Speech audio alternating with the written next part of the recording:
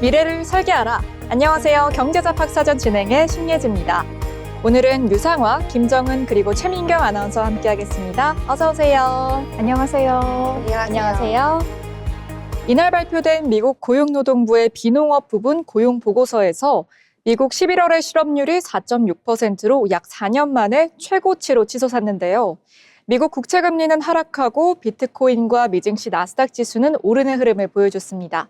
그럼 더 자세한 미증시 내용 유상화 아나운서와 알아보겠습니다. 어떤 내용 준비해 주셨을까요? 네, 미증시 마감 시황 전해드립니다. 현지 시간 16일 미국 증시는 혼조세로 마감했습니다. 고용보고서를 소화하는 과정에서 혼조 마감한 것으로 보이는데요. 주요 경제 지표들이 뚜렷한 방향성을 주지 못한 가운데 나스닥은 테슬라 강세에 힘입어서 상승으로 전환했습니다. 구체적인 지수를 살펴보시면 다우지수는 0.62% 하락했고요.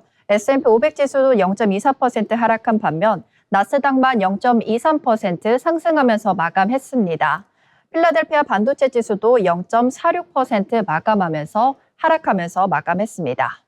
오늘 미증시의 흐름을 살펴보시면 장 초반 보합권에서 출발을 했습니다. 전일 큰 폭으로 하락했던 소프트웨어 업종은 반등한 반면 최근 강세를 보였던 제약바이오 업종은 차익 실현 매물이 출회되면서 약세를 보이는 등 전형적인 업종 순환매 흐름이 나타났습니다.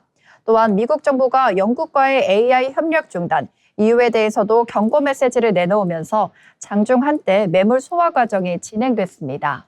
다만 금요일에 선물 옵션 만기를 앞두고 개별 종목 중심의 소급이 유입되면서 지수 전반은 비교적 견조한 흐름을 유지했습니다. 그럼 히트맵 열어서 종목별 움직임도 한번 살펴보겠습니다. 오늘 미증시는 뚜렷한 방향성 없이 섹터별 순환매가 나타난 하루였습니다. 고용지표 둔화와 소매 판매 혼재 속에서 지수보단 개별 섹터와 수급 이슈가 시장을 움직였습니다. 먼저 기술주는 차별화된 흐름을 보였는데요. 반도체와 AI 관련주는 장중 매물 소화 이후 전력 인프라 인허가를 완화하는 스피드 액트 법안 진전 소식에 낙폭을 줄이거나 일부 반등하는 모습이었습니다. AI 데이터 센터 확산 기대가 다시 부각되면서 중장기 성장 스토리는 유지됐습니다. 자동차 섹터는 흐름을 달리했는데요. 먼저 전통 완성차 업체들은 소비 둔화 우려 속에서 제한적인 흐름을 보인 반면 테슬라는 사상 최고치를 경신했습니다. 옵션 수급이 집중됐고 전기차 자율주행 기대감이 다시 부각된 흐름입니다. 반면 제약바이오 업종은 약세였습니다. 최근 그동안 강세가 이어졌던 만큼 매물이 출회되면서 오늘은 약세를 보인 건데요. 체중 감량 치료제에 대한 경쟁 심화, 실적 가이던스 부담이 겹치면서 방어적 성격보다는 조정 국면에 들어간 모습입니다.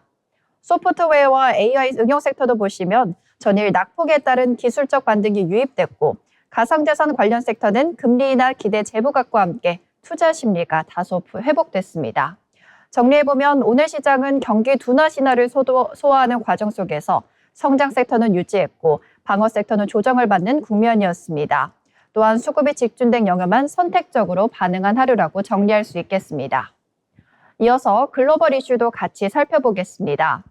첫 번째 소식으로는 트럼프에 대한 상호 관세 관련해서 소송전이 이어진다는 소식인데요.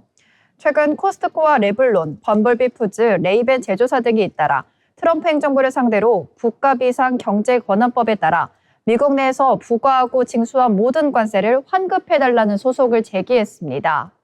미국 대법원이 이르면 연내 상호관세의 적법성을 가리는 최종 판결할 것으로 예상되는 가운데 미 행정부의 패소에 대비해 다른 기업들보다 먼저 이미 납부한 상호관세를 돌려받기 위한 행동으로 풀이됩니다.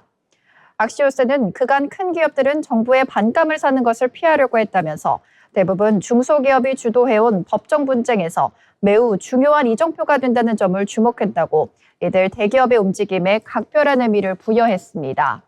최근 미국 법무부가 법원에 제출한 소송조례에 따르면 최근까지 거친 상호관세는 1,300억 달러, 한화로 약 19조 원에 달합니다.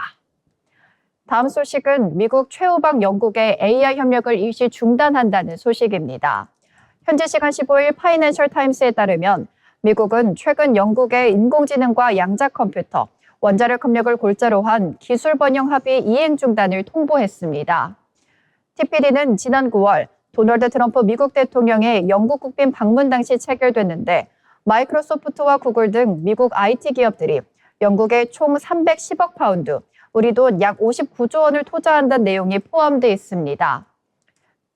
카버 스티브 영국 총리는 TPD를 영미 관계의 세대적 전환점이라고 평가하기도 했는데요.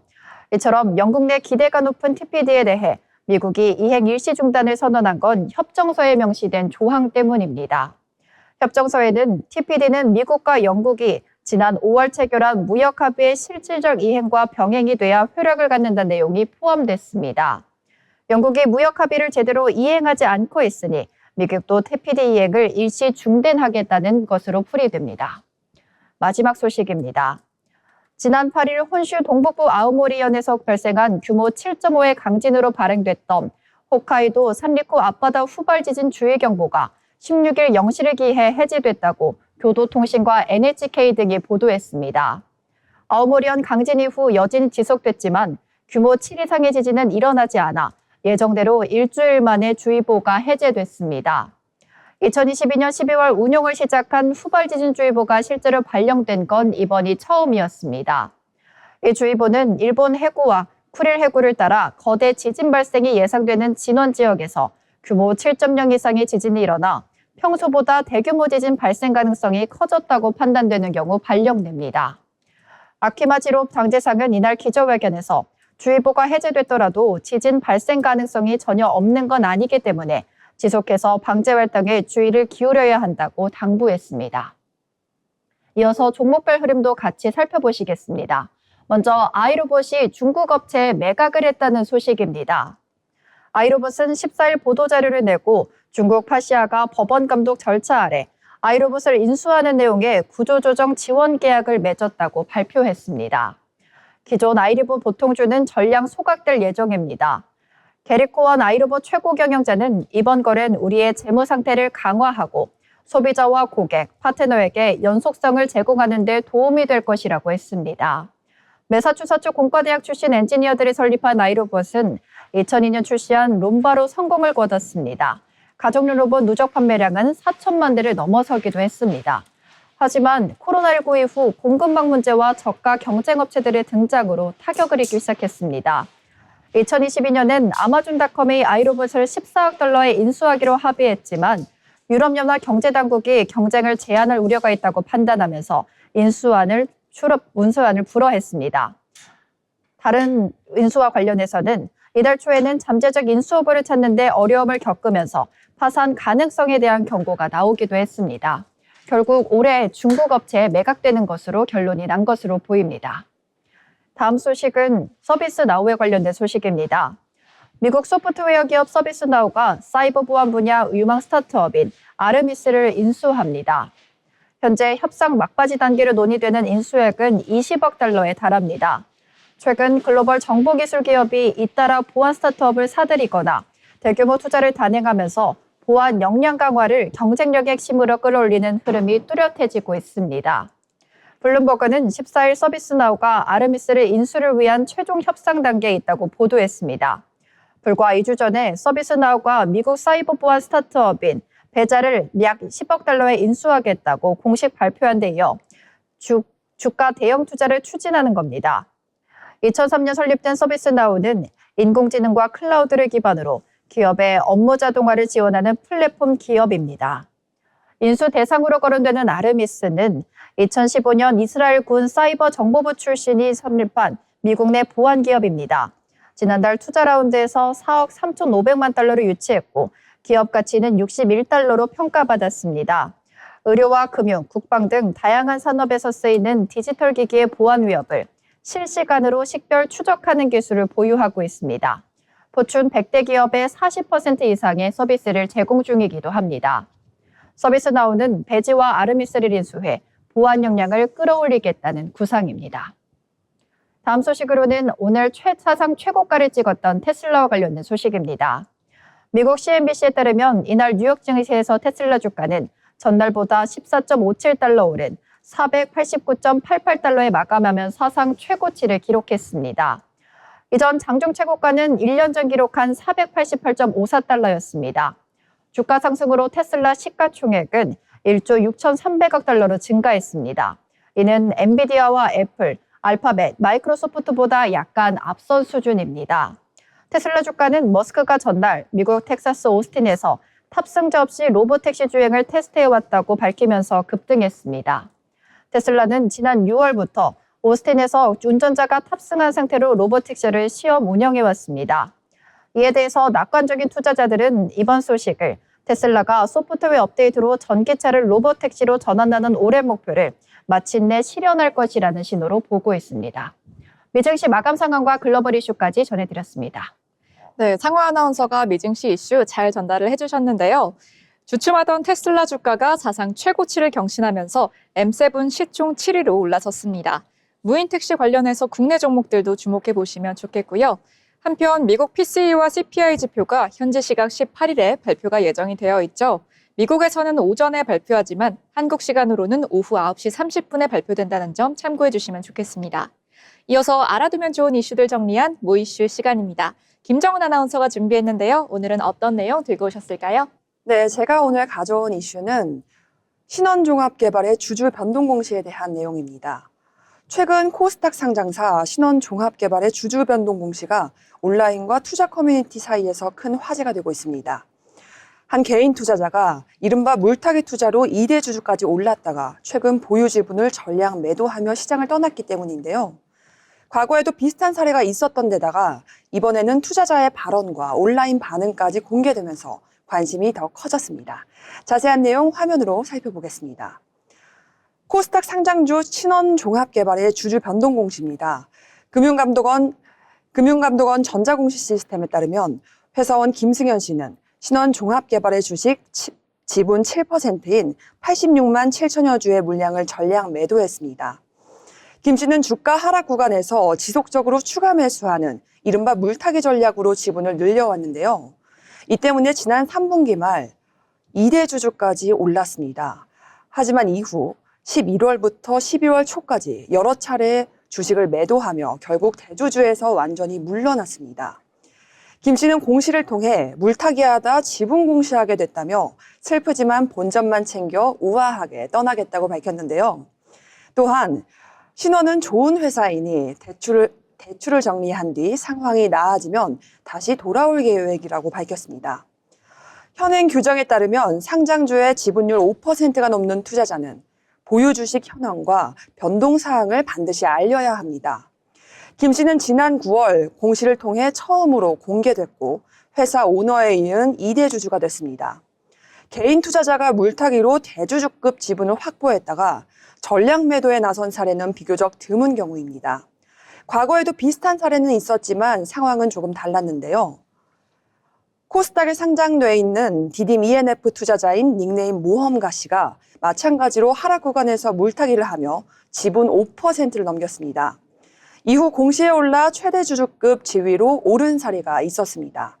다만 해당 사례는 이후 경영권과 지분 변동성 논란으로 이어졌는데요. 전문가들은 이러한 사례가 개인 투자자의 공격적인 물타기 전략이 얼마나 큰 리스크를 보여주는지 알려주는 사례라고 지적합니다. 주가 하락 구간에서 매수를 반복할 경우 평균 단가는 낮아질 수 있지만 자금에 대한 부담과 심리적 압박은 그만큼 커질 수밖에 없다는 겁니다. 특히 지분율이 5% 넘을 경우 투자의 의도와 관계없이 공시 의무가 발생하고 시장의 주목을 받게 되는 점 역시 부담으로 작용할 수 있습니다. 이 소식이 전해지자 온라인과 투자자 커뮤니티에서는 다양한 반응이 이어졌습니다. 27억 원 규모의 물타기는 일반 개인 투자자로 보긴 어렵다는 반응과 개미 투자자의 리스크를 여실히 보여주는 사례 등 여러 가지 의견이 나왔는데요. 개인 투자자의 대주주 등급과 퇴장이 시장에 어떤 메시지를 남겼는지 투자자들의 유쾌한 관심이 이어지고 있습니다. 모 이슈였습니다. 네, 김정은 아나운서가 이슈 잘 전달해 주셨습니다. 시장에 혼란을 주기 때문에 예의주시가 되어야 하는 이슈 같은데요. 이어서 유상아 아나운서가 오늘 장에서 이슈가 되었던 경제 이슈들 가져왔습니다. 전해주시죠. 네, 제가 오늘 가져온 경제 이슈는 집값과 환율 상승과 관련해서 이게 유동성 증가 때문이라는 해석이 있는데 한해는 이게 과도한 해석이라고 지적했다는 뉴스입니다. 한국은행이 최근 시중 유동성 증가가 부동산 가격 상승과 원화 약세를 유발했다는 지적에 대해 과도한 해석이라고 반박했습니다. 박성진 한은금융시자군 시장총괄팀장과 이화연 통화정책국 정책분석팀장은 16일 한은 블로그를 통해 유동성만으로는 수도권 주택가격과 환율 상승을 설명하긴 어렵다고 밝혔습니다. 한은은 지난 9월 기준 우리나라 M2 중과율이 8.5%로 미국의 4.5%보다 높은 것은 사실이라고 인정했습니다. 다만 미국은 코로나19 직후 양적 완화와 제로금리 정책으로 통화량이 급증한 뒤 2022년 이후 급격한 금리 인상과 양적 긴축으로 M2가 이례적으로 감소했다고 설명했습니다. 이에 따라 2020년 3월 이후 구두적으로 보면 한국과 미국의 M2 증가율은 각각 49.8%, 43.7%로 큰 차이가 없다고 평가했습니다. 주택시장의 경우 공급 부족 우려와 똘똘한 한 채 선호 등 특정 지역의 가격 상승 기대가 더 큰 영향을 미쳤다고 분석했습니다. 다음 소식으로는 상생 페이백 관련된 내용인데요. 지난달에 신용카드를 사용하고 나서 페이백 받으셨던 분들 많을 겁니다. 이번 11월에는 그 페이백을 받는 사람들이 650만 명에 달하고 평균 6만 원 혜택을 받았다는 소식입니다. 중소벤처기업부는 카드 소비 증가분을 환급해주는 상생 페이백의 11월분 3,916억 원을 지급해 전체 대상자의 절반에 가까운 650만 명의 혜택을 입었다고 밝혔습니다. 지난달 카드 소비액이 지난해 월 평균 소비액보다 증가해 페이백 지급 대상이 된 국민은 전체 지원 대상의 44.8%인 650만 명으로 이들에게 1인당 평균 6만 276원이 지급됐습니다. 9월과 10월 소비 증가분이 있었으나 11월 10일 이후 신청에 2차 지급 때 환급되지 못했던 130만 명에게도 9, 10월분 페이백 726억 원을 소급 지급했습니다. 9월에서 11월 페이백 지급 대상자의 카드 소비는 지난해 월 평균 대비로 12조 356억 원 증가한 것으로 집계됐습니다. 이는 같은 기간 상생 페이백 지급액의 약 11배 수준에 달합니다. 상생 페이백은 만 19세 이상 국민을 대상으로 9월에서 12월 월별 카드 소비액이 지난해 월 평균 소비액을 초과할 경우 증가분의 20%를 디지털 온누리 상품권으로 환급하는 제도입니다. 제가 가져온 뉴스 브리핑은 여기까지입니다. 네, 유상아 아나운서가 뉴스를 잘 전달을 해주셨는데요. 집값 상승 문제가 크죠. 벌써 고점이라는 시각까지 존재할 만큼 집값이 아주 가파르게 상승하고 있습니다. 올해 1월에서 11월 서울 아파트 매매 가격 상승률은 8.4%로 집계가 됐는데요. 지난해 연간 상승률이 4.67%인 점을 고려하면 올해 상승세가 더 가파른 것으로 보입니다. 이어서 김정은 아나운서가 뉴스 전하겠습니다. 전해주시죠. 네, 제가 오늘 가져온 이슈는 코인에 관련 뉴스입니다. 업비트 관련 해킹 소식인데요.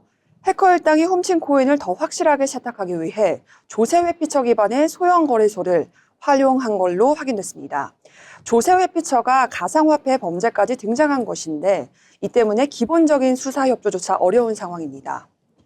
지난달 27일 해커 일당은 업비트에서 솔라나 약 445억 원치를 해킹했습니다. 해커들은 보안이 철저한 콜드 월렛이 아닌 입출금을 위해 온라인에 연결된 핫월렛을 노렸는데요. 이후 천여 개의 지갑을 동원해 이체와 환전을 반복하며 거래선을 복잡하게 만들어놨습니다. 그런데 이 과정에서 사라진 솔라나가 특정 거래소로 모인 정황이 포착됐습니다. 바로 미인가 거래소 고덱스인데요. 해킹 당일 솔라나는 여러 지갑으로 흩어졌다 다시 한 곳으로 모였습니다. 그 지점이 바로 고덱스였습니다. 고덱스는 신원 확인 절차가 없어 100% 익명 거래가 가능한 거래소로 알려져 있습니다. 전문가들은 클릭 한 번으로 코인을 교환할 수 있어 해커들이 애용하는 거래소라고 설명했는데요. 실제로 고덱스 홈페이지에는 프라이버시를 지킬 수 있다며 익명성을 강조하는 문구도 적혀 있습니다. 또한 한국어 서비스까지 제공하고 있지만 금융당국에는 신고조차 하지 않은 상황인데요. 결국 불법적인 세탁을 대놓고 권하는 셈인데 본사 위치가 조세 회피처로 악명 높은 곳이라 실소유주 확인은 물론 수사 협조도 사실상 불가능한 상황입니다. 현재 솔라나가 고덱스로 유입된 사실까지는 확인됐지만 어떤 코인으로 바뀌었는지 또 누구에게 넘어갔는지는 추적이 거의 불가능한 상황이라고 전했습니다. 이에 당사는 피해 보상에 대한 입장을 밝혔습니다. 업비트는 즉시 입출금을 중단하고 긴급 보안 점검에 들어갔는데요. 두나무 또한 피해 규모 전액을 자체 자산으로 충당하겠다며 보상에 대한 대책을 발표했습니다. 제도권으로 들어오는 과정에서 가상자산의 보안 문제는 여전히 큰 관문입니다. 국내 최고 보안을 자랑하던 업비트가 6년 만에 다시 뚫렸다는 것은 해킹 공격이 그만큼 고도화됐다는 걸 보여주는데요. 해킹 공격의 속도만큼 대응책에 대한 체계 속도도 발전하길 바랍니다. 다음 뉴스 이어가겠습니다. 고용노동부가 의심사업장 100여 곳을 대상으로 기획감독을 착수했습니다. 가짜 3.3 계약에 대한 내용인데요. 근로기준법상 노동자임에도 불구하고 사업주가 근로계약 대신 위탁이나 용역계약을 맺게 해 세금 3.3%를 납부하는 방식입니다. 근로자가 아닌 사업소득자로 분류되면 연차나 퇴직금 등 근로기준법상 보호를 받지 못하게 돼 있습니다.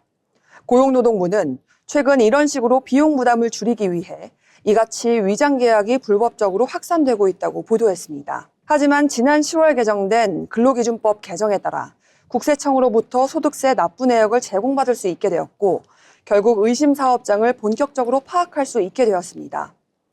감독 대상은 고용보험상엔 근로소득자 5명 미만이지만 사업소득자를 합산하면 30명 이상이 되는 사업장입니다. 주로 감시를 피하기 쉬웠던 숙박이나 도소매 업종이 주 타겟이 된 건데요.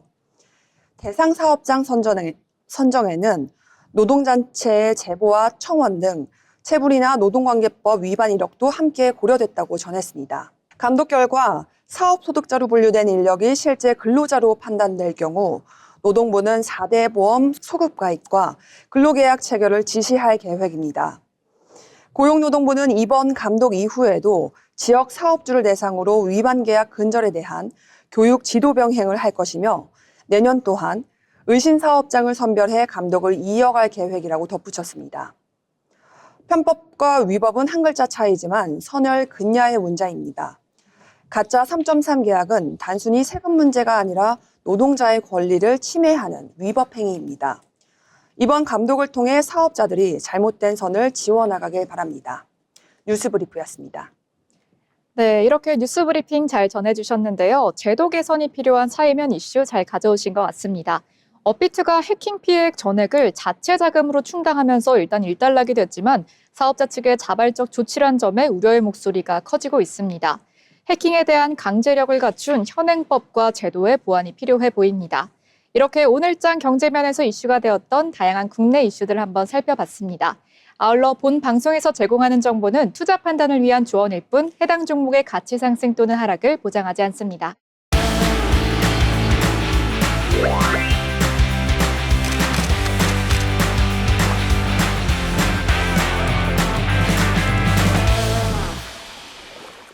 안녕하세요. 전국의 축제, 맛집, 핫플레이스를 소개하는 어디 갈까 시간입니다.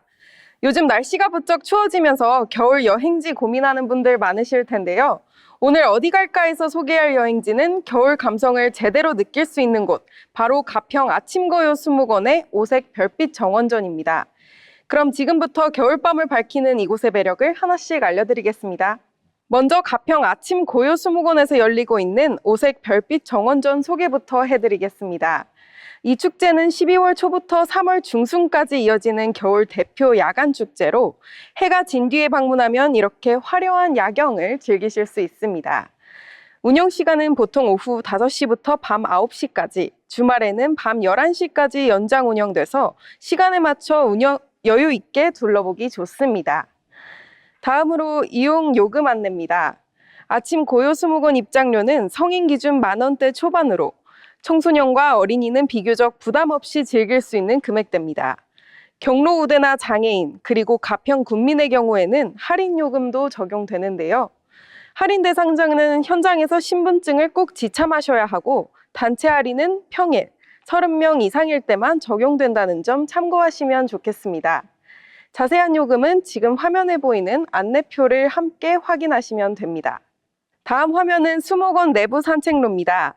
아침 고요 수목원은 자연 속에서 겨울을 느낄 수 있으면서도 당일치기로도 충분하고 겨울밤 감성을 제대로 느낄 수 있어서 짧게 다녀와도 만족도가 높은 여행지입니다. 조명이 길을 따라 이어져 있어서 밤에도 천천히 걷기 좋습니다. 겨울이라 나뭇잎은 없지만 그 대신 빛이 가지와 줄기를 따라 퍼지면서 오히려 더 몽환적인 분위기를 만들어줍니다.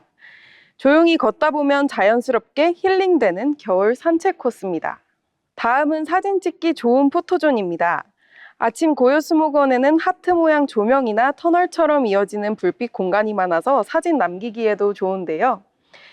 굳이 포즈를 크게 잡지 않아도 불빛 자체가 배경이 돼서 겨울 감성 사진을 남기기 좋습니다. 연인끼리, 가족끼리 가볍게 추억 남기기에도 잘 어울리는 공간입니다. 겨울밤 산책을 하다 보면 자연스럽게 따뜻한 먹거리가 생각나기 마련인데요. 아침 고요수목원 안에는 간단히 들르기 좋은 아침 봄빵집과 굿모닝 커피가 마련돼 있습니다. 따뜻한 커피나 음료를 마시면서 또 가까운 빵을 바로 맛보면서 산책 중간에 잠깐 쉬어가거나 몸을 녹이기에도 참 좋은 공간입니다. 조명 구경을 하다가 이렇게 잠깐 쉬어갈 수 있는 공간이 있어서 겨울 여행지로도 더 잘 어울리는 공간입니다. 오늘은 이렇게 겨울에 가기 좋은 서울 근교 여행지 가평 아침고요수목원의 오색 별빛 정원전을 소개해드렸습니다. 예쁜 조명으로 채워진 정원과 조용히 걷기 좋은 산책로, 그리고 따뜻한 먹거리까지 함께 할 수 있어서 겨울밤 나들이로 잘 어울리는 곳인데요. 겨울 감성을 충분히 느낄 수 있는 여행지인 만큼 이번 겨울 어디로 갈지 고민 중이시라면 한 번쯤 다녀와 보셔도 좋을 것 같습니다. 지금까지 어디 갈까 시간이었습니다.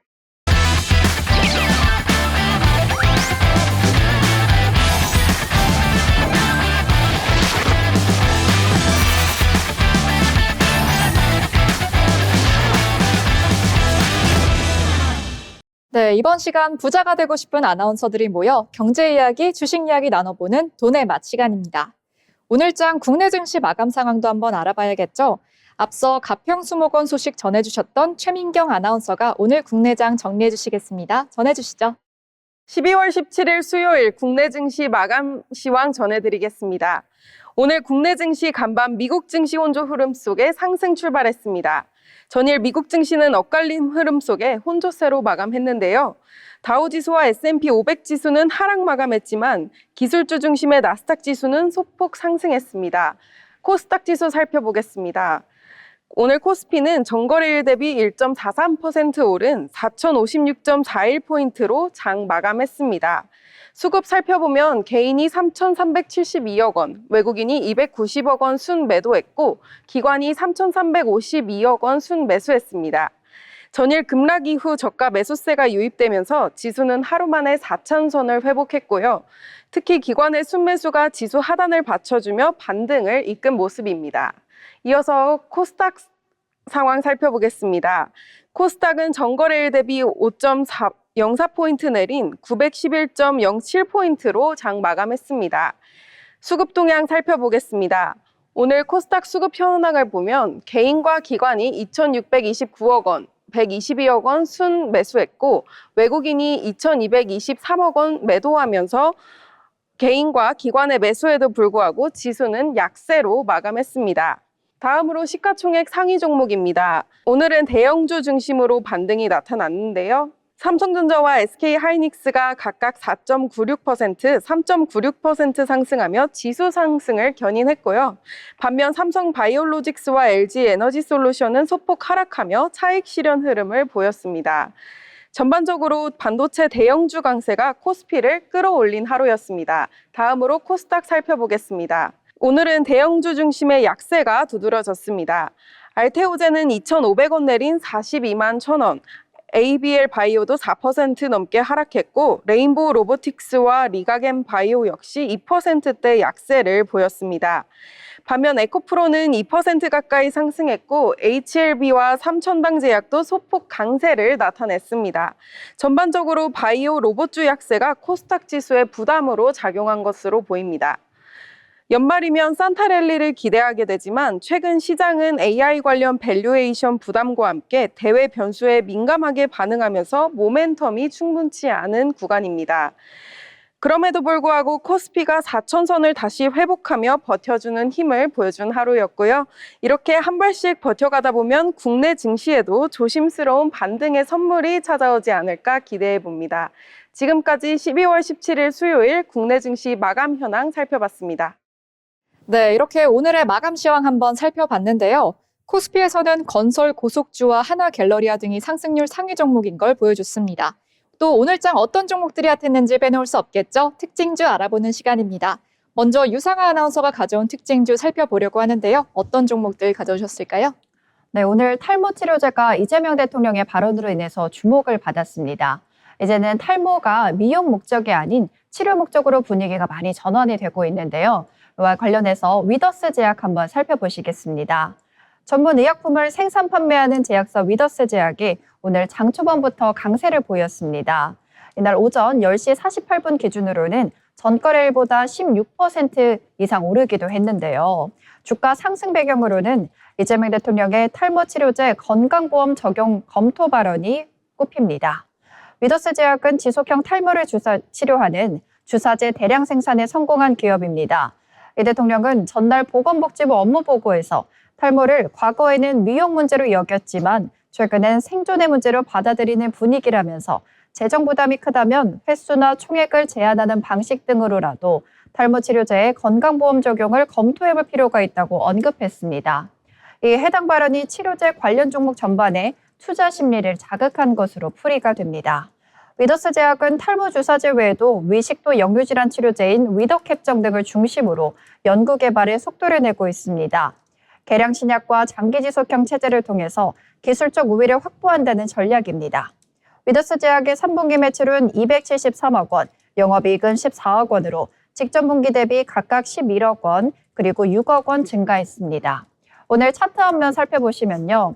오늘 위더스 제약이 윗꼬리를 길게 달았습니다. 시가로는 9,430원에 출발을 했는데요. 11시 30분을 기해서 오후 들어서 상승분을 반납하는 모습이었습니다. 그래서 최종 종가로는 9.27% 상승한 9,550원에 마감했습니다. 네, 이렇게 유상아 아나운서가 특징주 잘 전달해 주셨는데요. 한 이탈리아 제약사의 탈모 신약이 남성형 탈모 환자를 대상으로 5배가량 모발수가 증가한 임상 3상을 통과한 것이 핫 이슈였죠. 이어서 제가 가져온 특징주 한번 소개해 보겠습니다. 제가 가져온 특징주는 미국 제철소 건설 확정 소식에 상승 모멘텀을 받는 현대제철입니다. 현대제철 주가가 강세를 보였습니다. 오전에는 전일 대비 5.83% 오른 32,650원에 거래되는 모습을 보였고요. 같은 시각 포스코 홀딩스와 포스코 스틸리온 모두 상승세를 보였습니다. 현대제철은 전날 공시를 통해서 포스코 그룹과 현대자동차 그룹과 함께 미국 루이지애나 주에 연간 270만 톤 규모의 전기로 제철소를 건설하기로 했다고 밝혔습니다. 해당 제철소는 미국 시장을 겨냥한 자동차 강판 특화 생산 기지로 연간 270만 톤의 열연 및 냉연 도금 판재류를 생산하고 공급할 계획이라고 합니다. 총 투자비는 58억 달러, 한화 약 8조 5,600억 원이 들 전망인데요. 자기 자본과 외부 차입을 각각 50%씩 조달할 예정이라고 합니다. 지분 구조는 현대제철이 50%를 가져가고 현대차가 15%, 기아가 15%, 포스코가 20%로 구성된다고 합니다. 이번 전기로 제철소의 핵심은 직접 환원철 생산 설비로 전기로를 직접 연결하는 방식이라고 합니다. 이를 통해서 에너지나 물류 효율성을 높였는데요. 직접 환원철 투입 비중을 확대해서 자동차 강판 등이나 고급 판재류 생산이 가능해질 것으로 보입니다. 또한 기존 고로 방식과 달리 친환경적이라는 점이 강점인데요. 예를 들어서 탄소 배출량을 약 70% 줄일 수 있을 것으로 전망됩니다. 이는 미국의 정책과 연결되는 부분이 있는데요. 미국과 글로벌 시장에서 강화되는 탄소 규제에 대응하는 전략적인 투자 방식으로 보입니다. 시장에서는 이번 투자로 현대제철이 북미 자동차 강판 시장에서 경쟁력을 강화하는 동시에 친환경 철강 전환 속도를 높일 수 있을 것으로 보고 있습니다. 이렇게 제가 가져온 현대제철 특징주 한번 살펴봤는데요. 이어서 김정원 아나운서가 가져온 특징주 한번 살펴보겠습니다. 한번 소개해 주시죠. 네, 제가 오늘 가져온 특징주는 한화갤러리아입니다. 한화갤러리아는 전거래일 대비 30% 상승하며 상한가 기록했는데요. 최근 1,000원대의 박스권을 거듭했지만 오늘 장 시장부터는 상단 저항선을 뚫고 수직 상승했습니다. 오늘 상한가의 배경에는 한화그룹 오너일가의 에너지 지분 매각 소식이 있었습니다. 이번 지분 매각으로 오너일가는 대규모 현금을 확보하게 됐는데요. 매각 대금 중 일부가 한화갤러리아의 신사업 확장에 투자될 가능성이 높다는 보도도 나오고 있습니다. 여기에 후계 구도 정리까지 확정되며 한화에 대한 기대감이 더 커진 것으로 풀이됩니다. 한화갤러리아는 백화점 사업을 기반으로 갤러리아 등 여러 외식 브랜드와 명품 사업을 영위하고 있습니다. 최근에는 운영하던 파이브가이즈의 지분 또한 매각했는데요. 이렇게 대량으로 매각한 대금이 투자될 한화의 신사업에 투자자들은 예의를 주시하고 있습니다. 오늘 한화갤러리아의 차트 한번 살펴보겠습니다. 장 초반부터 급격하게 상승하는 모습이었습니다. 아래에 긴 꼬리 달고 나왔는데요. 차트 시작이 1,200원대부터 시작해서 고가가 1,443원으로 거래 마감했습니다. 거래량이 무려 4,000배나 넘었다고 합니다. 오늘 종가가 고점이었습니다. 오늘 한화갤러리아 30% 상승한 1,443원에 거래에 마감했습니다. 네, 정은 아나운서가 가져온 특징주 잘 들어봤습니다. 오늘 코스피에서 거래량이 높았던 종목이죠. 한화갤러리아까지 잘 살펴봤는데요. 이어서 제가 가져온 특징주 한번 살펴보겠습니다. 이번 특징주는 대통령의 한마디에 민간과 정부 관련 종목의 희비가 엇갈린 카지노주입니다. 카지노주가 이재명 대통령의 발언으로 상당한 수익을 내고 있음에도 특정 개인에게 허가를 내주는 관행에 대해서 공개적으로 지적이 나오자 카지노 업종에 대한 투심이 악화된 것으로 풀이가 됩니다. 16일 이재명 대통령은 문화체육관광부 대통령 업무보고에서 외국인 전용 카지노에 대해서 결국 도박장이 아니냐라는 언급을 했는데요. 카지노로 상당한 이익이 생겨나는데 이걸 민간에 허가를 내주는 건 타당치 않으니 문체부가 나중에 정책을 결정할 때 참고하라고 지시했습니다. 이재명 대통령이 외국인 대상 카지노를 민간이나 특정 개인에게 허가를 내주는 게 특혜일 수 있다는 취지의 발언을 내놓자 카지노 관련주들이 일제히 출렁이는 모습을 보였습니다. 한국거래소에 따르면 오전에 롯데관광개발은 전일 대비 7%대 하락한 21,650원에 거래되는 모습을 보였고요. 같은 시각 파라다이스 주가도 하락하는 모습을 보였습니다. 같은 시각 GKL 주가는 4.21% 상승했고 강원랜드 역시 0.16% 상승세를 보였습니다. 롯데관광과 파라다이스의 주가는 급락하고 GKL과 강원랜드가 상승하는 이유는 주주 구성원 차이에서 비롯된 것으로 보입니다. 롯데관광과 파라다이스는 민간 기업이죠. 반면 GKL과 강원랜드는 정부와 공공기관이 카지노 사업을 하기 위해 직접 출자한 회사라는 것이 주가에서 차이를 보이고 있습니다. 앞서 이 대통령은 세종 정부 컨벤션센터에서 진행된 업무 보고 자리에서 정부에서 민간 분야도 허가를 내주고 있는 것이라면서 이것도 꽤 특혜 같은데 이걸 왜 민간에 내주는 것이냐라고 지적한 바 있습니다. 이어서 국가는 특수한 목적에 따라 허가를 내줘서 도박장을 개설해 도박시키고 돈을 벌고 있는 것이라며 상당한 이익이 생겨나는 부분에 대해서 검토해볼 필요가 있다고 문체부에 지시한 바 있습니다. 이렇게 대통령 발언에 카지노주가 출렁이는 모습을 보였습니다. 이어서 유상아 아나운서가 가져온 특징주로 마무리해 보겠습니다. 어떤 종목 가져오셨을까요? 네, 오늘 장 초반부터 강세를 보였던 종목으로 이노스페이스가 있습니다. 그 상승의 배경에는 발사를 다음 날 예정이 돼 있다는 소식이었는데요. 다만 오후 들어서 속보가 나왔습니다. 다음 날로 예정돼 있던 속보가 한국 시간을 기준으로 20일로 연기가 됐다는 소식입니다. 그래서 12시를 기준으로 상승분을 갑작스레 반납하기도 했는데요. 이번 발사에 대해서 조금 더 자세히 살펴보겠습니다. 우주체 발사 기업 이노스페이스는 이번 첫 상업 발사 도전을 앞두고 기대감에 상승을 했습니다. 이번에 발사가 미뤄지면서 20일로 미뤄진 이번 발사는 국내 민간 기업으로서는 첫 고객 위성적에도 투입 도전이라는 데 큰 의미가 있습니다. 한빛 나노는 90kg 탑재체를 고도 500km, 대양 동기 궤도에 투입할 수 있는 길이인 21.8m, 지름 1.4m 2단형 우주 발사체입니다. 이노스페이스는 이번 발사를 통해 고도 300km의 브라질과 인도의 궤도 투입 목적 소형 위성 5기, 비분리 실험용 장치 3기 등 탑재체 8기를 실어나르는 게 목표입니다. 탑재 중량은 18kg입니다. 발사 과정은 유튜브로 생중계될 예정입니다. 차트 한번 같이 살펴보시겠습니다. 오늘 이노스페이스의 시가는 11,880원으로 출발을 했습니다. 이번에 12시 기준으로 상승분을 갑작스럽게 반납하게 됐죠. 그러면서 2.97% 상승한 11,780원에 마감했습니다. 네, 오늘자 이슈가 되는 특징주 보시면서 투자 판단에 참고해 보시기 바랍니다. 이어서 오늘의 마지막 코너죠. 증권사에서 발간한 투자 리포트를 전해드리는 투자 리포트 시간입니다. 유상아 아나운서가 준비했다고 하는데요. 어떤 분야일까요? 네, 오늘 투자 리포트는 IT 소재 장비에 대해서 준비했습니다. 제가 저번 방송에서 SK 하이닉스와 삼성전자의 내년도 영업이익이 합쳐서 200조 원에 달할 거라는 소식을 전해드렸는데요. 그와 관련해서 IT 소재 장비에 대한 투자 리포트 같이 살펴보겠습니다. 2026년 반도체 투자 사이클에 대해서 살펴볼 건데요. 2026년을 기점으로 반도체 투자 사이클이 다시 시작된다고 합니다. 이번 리포트의 핵심 메시지는 명확합니다. 2026년은 메모리 투자 사이클의 시작점이며 그 수혜는 장비에서 시작해 소재와 OSAT로 확산된다는 점입니다. 그럼 먼저 글로벌 반도체 장비 투자 흐름부터 차근차근 살펴보겠습니다. 2026년 글로벌 반도체 장비 투자는 전년 대비 약 9% 증가할 것으로 전망되고 있습니다. 여기서 중요한 건 단순한 숫자보단 방향성인데요. 2025년부터 2028년까지 장비 투자 규모가 매년 증가하는 규모로 진행된다는 점입니다. 이제 반도체 투자는 특정 연도에 반짝 늘었다가 꺾이는 구조가 아니라 중기적 상승 사이클로 전환되고 있다는 의미입니다.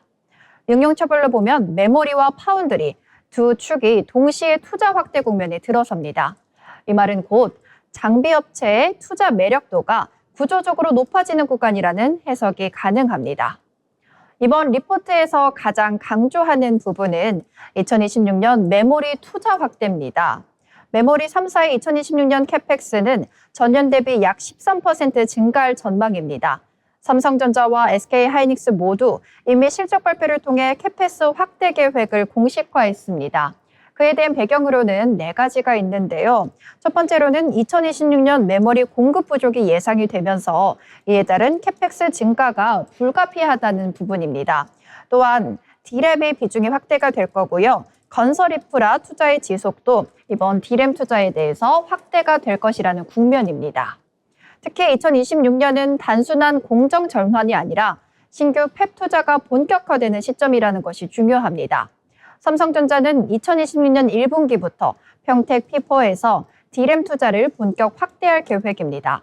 SK 하이닉스 역시 M15X를 중심으로 2026년 연중 1비 D램 투자가 진행될 예정입니다. 이 과정에서 눈여겨볼 포인트는 선단 공정 비중 확대입니다. HBM4 대응을 위한 D램 계파가 크게 늘어나면서 전공정 장비 업체의 수요가 집중되는 구조가 형성될 것입니다. 반면 낸드는 약간 흐름을 달리하고 있는데요. 양사는 모두 280단, 320단 등 고단 정측 전환 투자를 진행하지만 웨이퍼 기준 캐파 종가는 제한적이라고 밝혔습니다. ESSD 수요는 여전히 강하지만 투자 대비 효율이 D램보다 낮기 때문에 공급 확대는 매우 신중하게 이루어지고 있습니다. 즉, 2026년 메모리 투자 사이클의 중심은 D램, 그리고 그 수혜는 선단 장비에 집중된다고 볼 수 있겠습니다. 그럼 이제 시선을 소재와 OSAT로 한번 돌려보겠습니다. 2026년 소재와 OSAT 업종의 실적 흐름은 전형적인 상저하고 구조로 예상이 됩니다. 그 이유는 단순한데요. 소재 사용량은 가동률에 비례하기 때문입니다. 2026년엔 D램 신규 팹 램프업과 낸드 가동률 상승, 파운드리 가동률 개선이 동시에 나타납니다. 특히 삼성전자 파운드리는 2mm 모바일 AP 양산과 북미 고객사 수주 확대 영향으로 가동률 상승이 이미 관찰되고 있습니다. 이는 선단 파운드리형 소재 업체들에게 2026년부터 실적 가시성이 본격화된다는 의미입니다. 그럼 OSAT 업종은 어떨까요? 이번 사이클에서 가장 빠르게 체질이 개선되는 영역입니다. 메모리 기반 상승 국면에선 자연스럽게 외주 물량이 확대가 됩니다. 특히 SK 하이닉스는 클린룸 공간 제약과 고정비 효율화라는 2가지 이유로 후공정 외주 비중을 빠르게 늘리고 있습니다. 이 구조는 OSAT 가동률 상승과 수익성 개선으로 직결됩니다. 마지막으로 투자 전략에 대해서 살펴보실 텐데요. 메리츠증권은 2026년 상반기까지는 장비 업종을 선호하고 2026년 하반기부터는 소재 업종을 선호한다고 밝혔습니다. 이유는 간단합니다. 이 추정치 상향 시점이 다르기 때문인데요. 장비는 이미 추정치 상향이 시작됐고 소재는 신규 팹 가동 이후 본격 반영되기 때문입니다.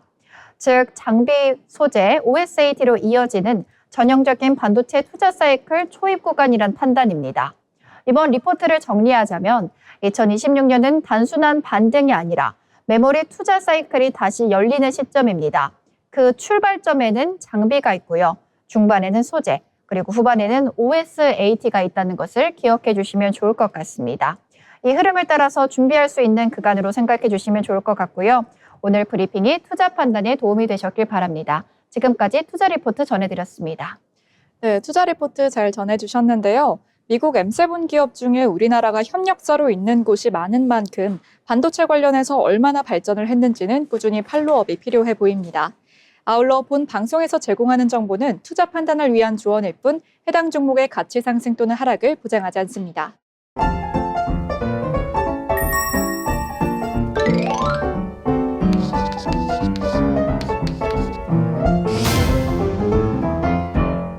이어서 오늘 장을 한 줄로 되새겨보는 한 줄평 시간입니다. 먼저 유상아 아나운서부터 오늘 장 어떻게 보셨을까요? 네, 오늘 코스피는 오르고 코스닥은 약간 주춤하는 양상을 보였습니다. 조금만 더 힘을 내보자라고 요약해 보겠습니다. 네, 잘 정리를 해주셨는데요. 그러면 김정은 아나운서의 한 줄평도 한번 들어봐야겠죠? 네, 아프니까 청춘이라고 합니다. 굿세어라 코스닥. 네, 굿세어라 코스닥 귀엽게 마무리를 해주셨는데요. 네, 저는 환율 걱정이 참 되는 것 같습니다. 환율이 1,480원까지 올라오면서 8개월 만에 최고치를 찍고 있습니다.